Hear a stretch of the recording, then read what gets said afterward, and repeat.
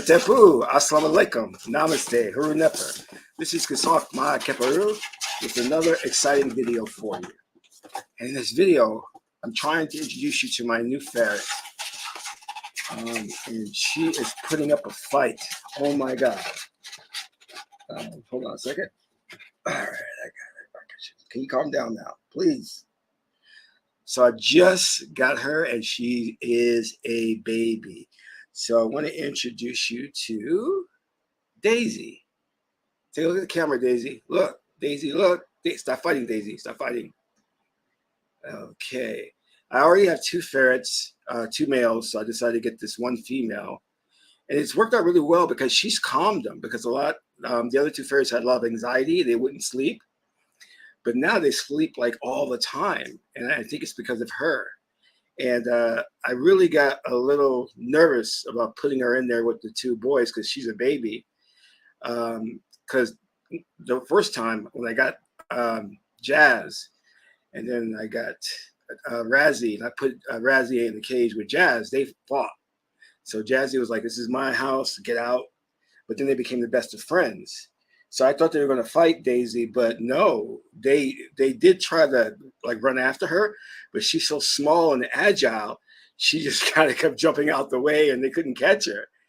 And then they just accepted her, and next thing I know, they're all sleeping together, and they cuddle up to each other. Calm down, hey. They cuddle up to each other.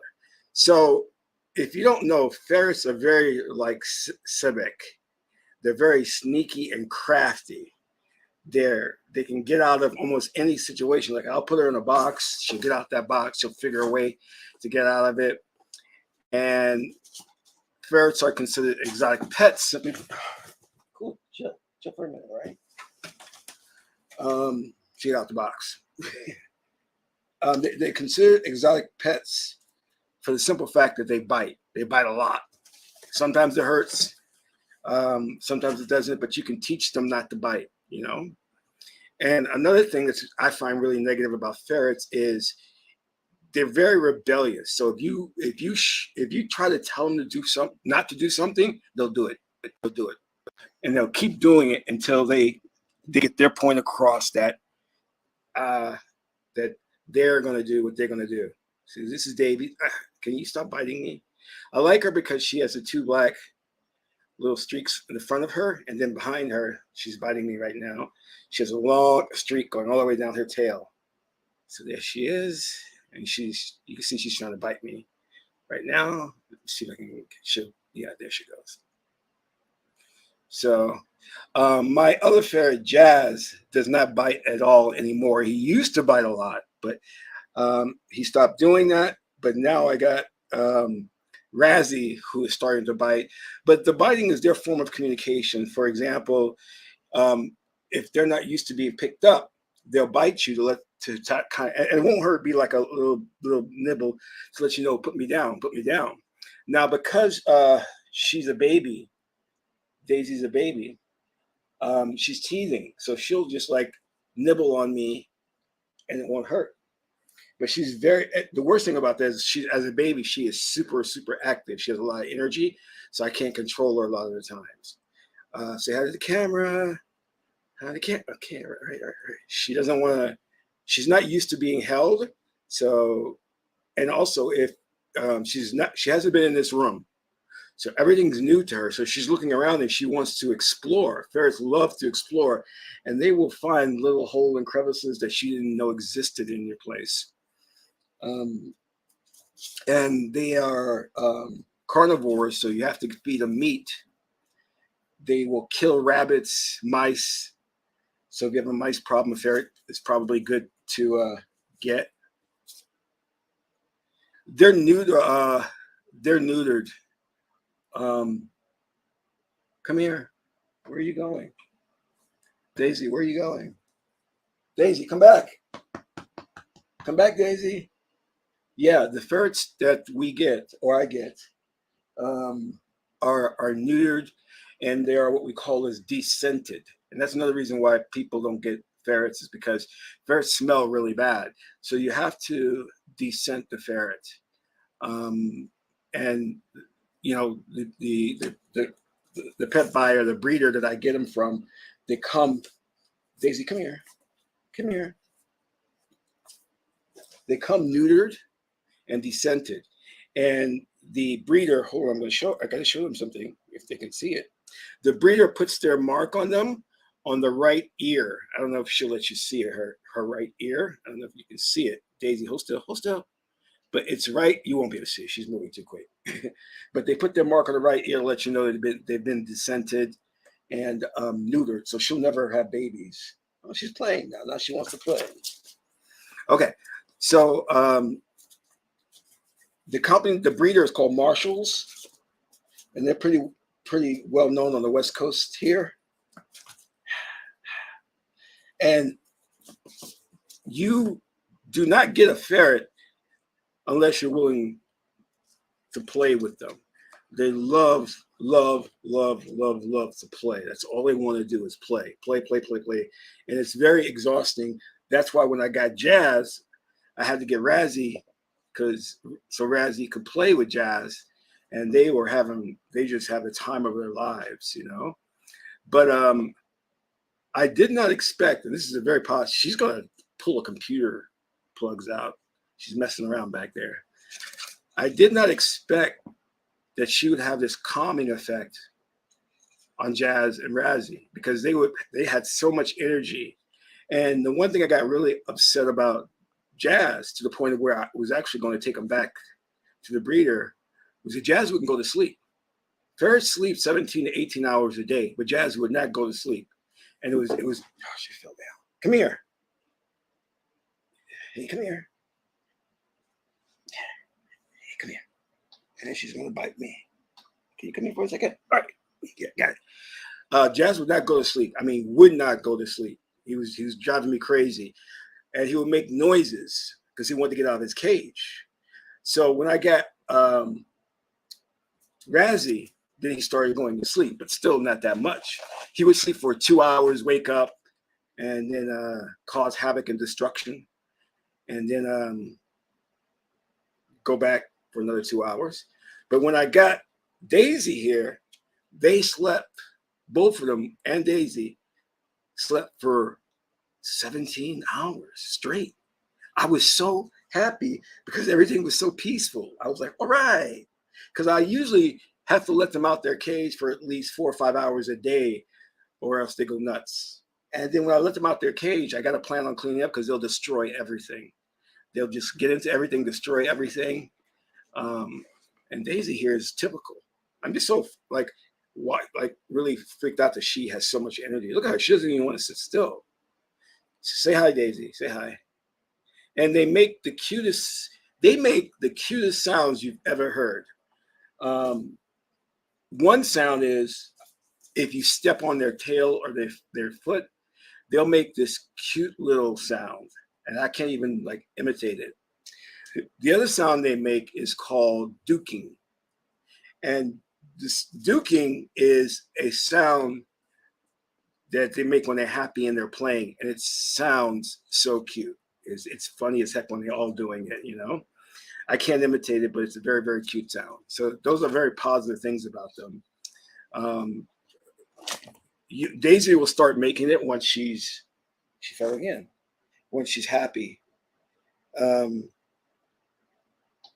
they're very particular about what they eat too. So you have to make sure you're preparing the right meals. Like Jazz is very, very finicky. He doesn't like ferret food. And that was another thing that upset me about him, or still upset me.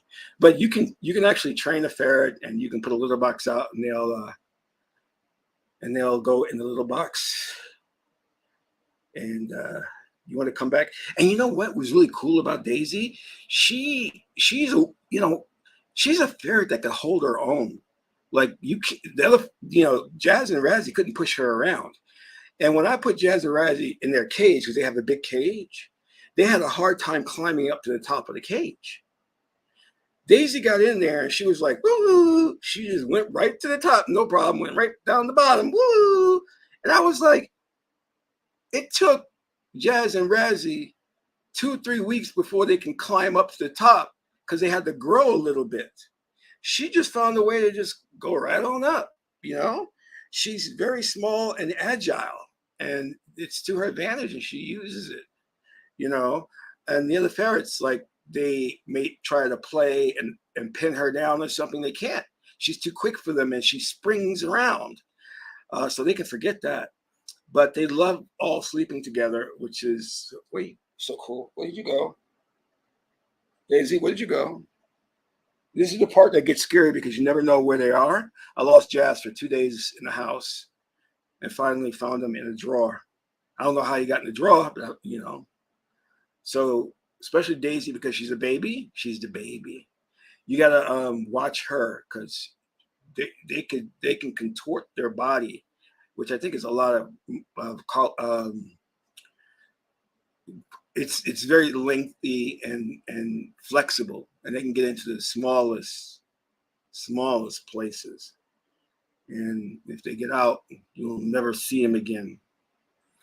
So they're living together as one big happy family. And next thing I'm gonna do is I'm gonna put a leash on them and take them outside so they can run around and walk around, so they can get some sun.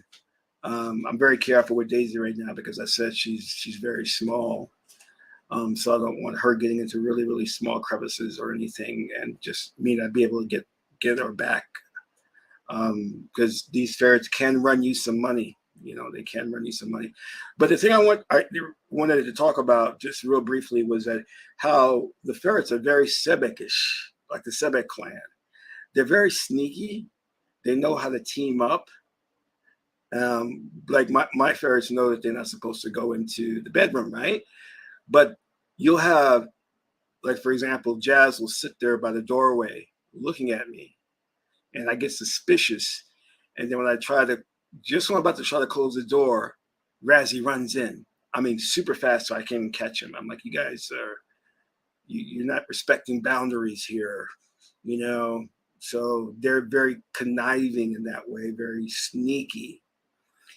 So you have to really watch out for them because they got their own little motives about what they're doing. Daisy, come here. And Jazz and Razzie, I found out they know their names. They just ignore me when they are really busy, involved in something. But when I call them for that treat, they know to come. So they're running. But if you want to understand Sebek more, study ferrets. And here's a little tidbit: a group of ferrets or family of ferrets is called a business. And I'm like, how appropriate, because they're taking care of business. They're sneaky. But go online and YouTube, and well, maybe I can. It's hard to get a video where the ferret is actually duking, but again, it's very cute sound. Let me see. Yeah, the duking noise. Let me see if I can find that. Yeah, female ferrets duking. I'm gonna play this and see if you guys can hear this, if it works. But again, the sounds are cute. Okay.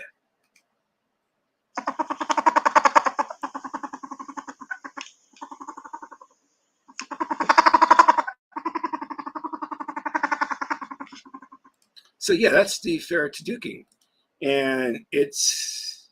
Let me share the screen, see if I can bring it up. Actually, it just means they're very happy and they're playful. It's nothing to be afraid of. Okay, let's see what this little guy can do.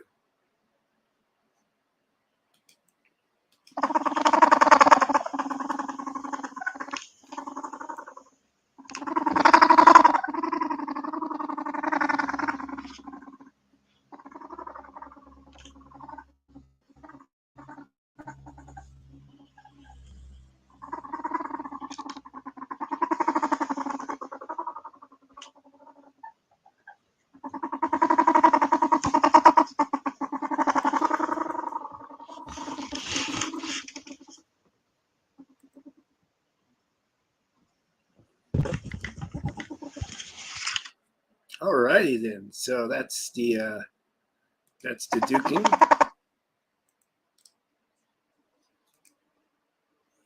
And usually I'll hear it when I get up in the morning. They're running around, because sometimes I'll let them out during the night while I sleep, and I'll get up in the morning, they'll be running around duking.